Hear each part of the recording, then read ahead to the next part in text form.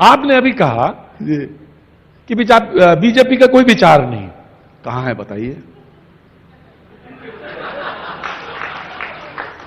वो कहते हैं आपका विचार है और आप तुष्टीकरण करते हैं। हमारे विचार हैं। देखिए, हम तुष्टीकरण नहीं करते।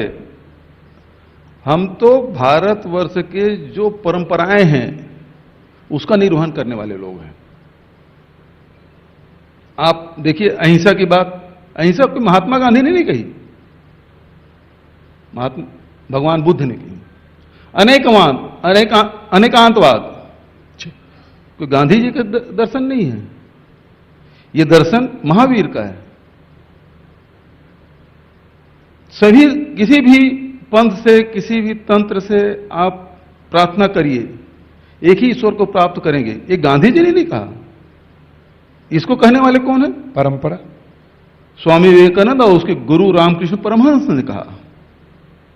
तो ये परंपराएं हैं। 2500 साल पहले जिन बातों को बुद्ध ने, महावीर ने, और आज 300-400 साल पहले जो रामकृष्ण परमहंस और विवेकानंद जी ने जो बात कही है, उसका कोई प्रतिनिधित्व करता है तो महात्मा गांधी। और महात्मा गांधी हमारे आइडियोलॉजी है। और वो यदि दर्शन, यदि आपको तुष्टीकरण लगता है तो हम तुष्टीकरण कर रहे हैं।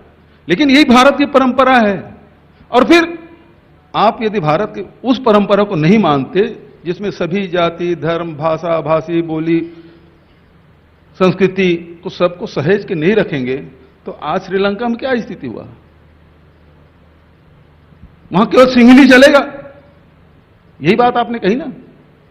वहां जो गैर सिंहली है वो नहीं चलेगा।